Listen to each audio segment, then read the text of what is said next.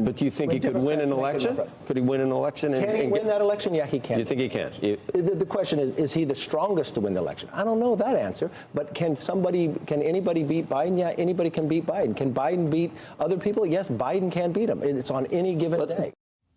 Kevin, my Kevin, have you learned nothing?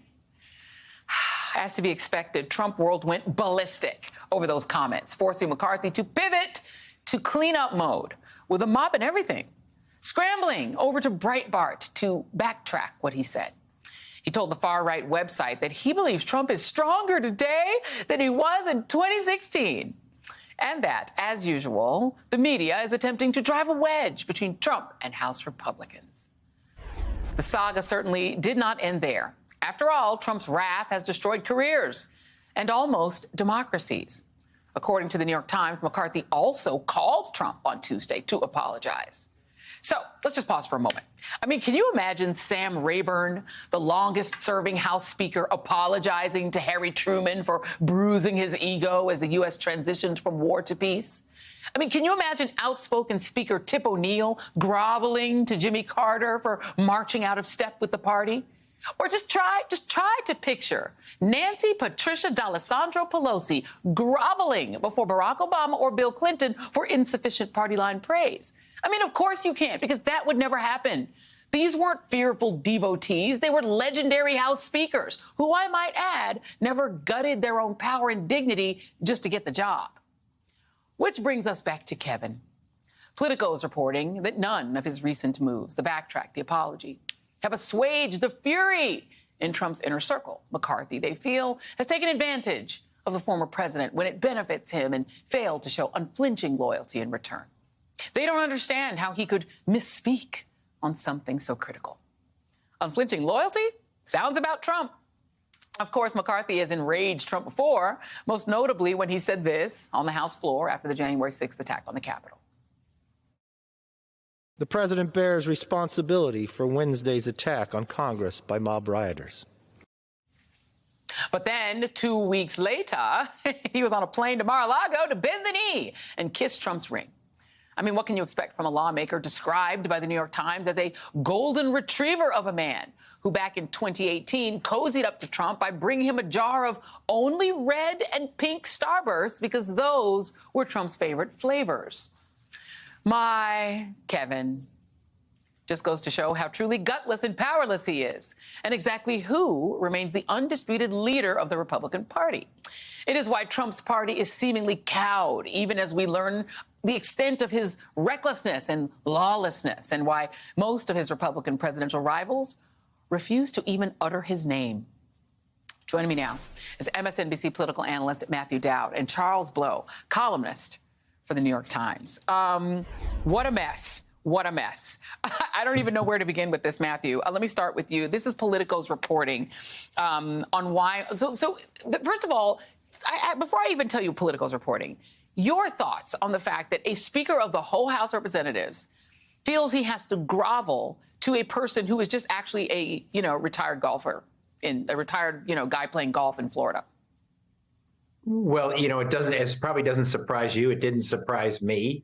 It surprises me only in the frequency and the instantaneousness of it. It doesn't surprise me in that. I was thinking about Donald Trump and the Republican Party today, and it's almost as if Donald Trump is a Wizard of Oz in an alternative universe, where he actually takes your brain, he takes your heart, and he takes your courage. He doesn't give them to you. He takes it away from you.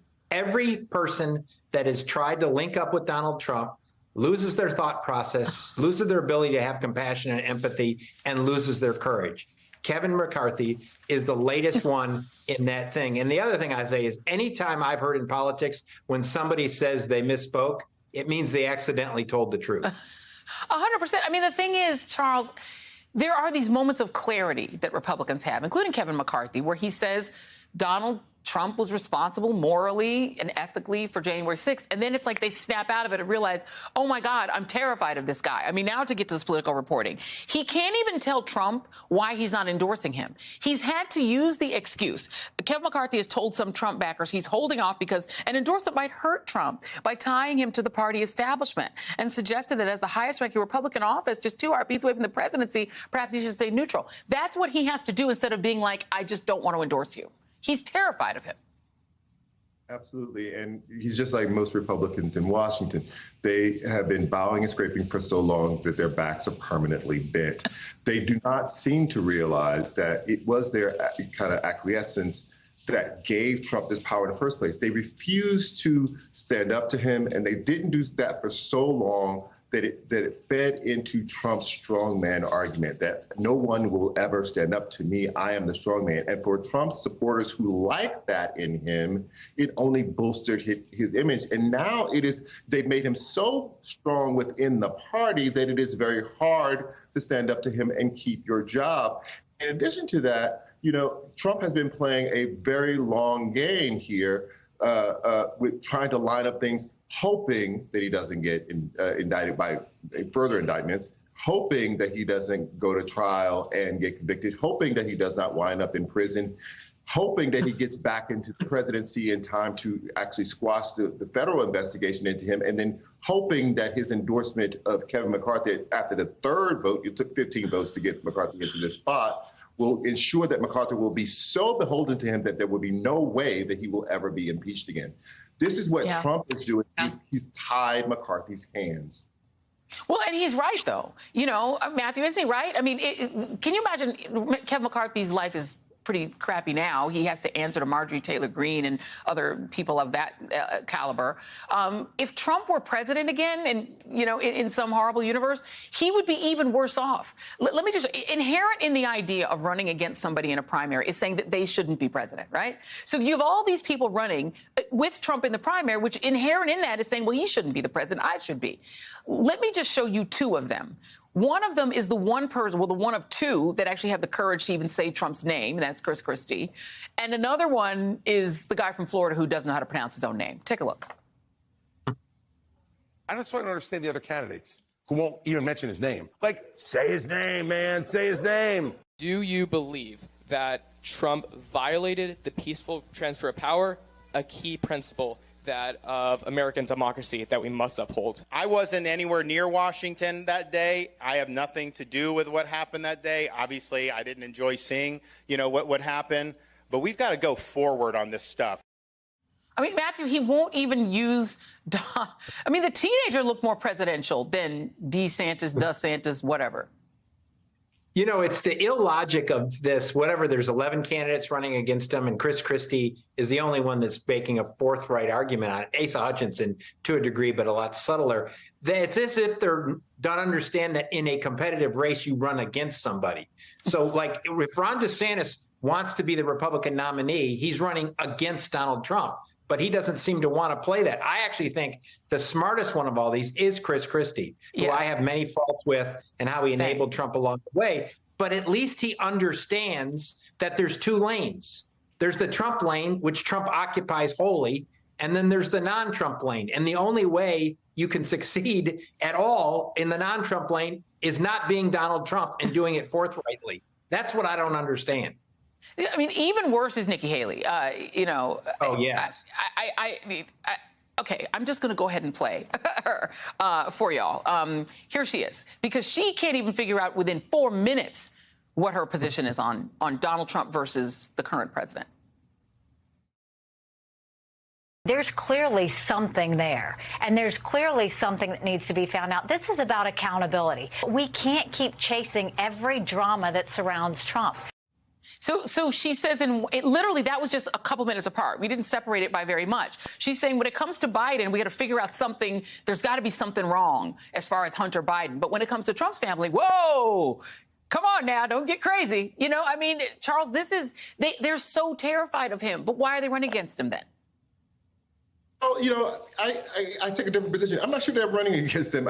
Some of them don't have a shot at all, so they're running for book deals and speaking engagement. But other of them seem to be running to be in Trump's cabinet.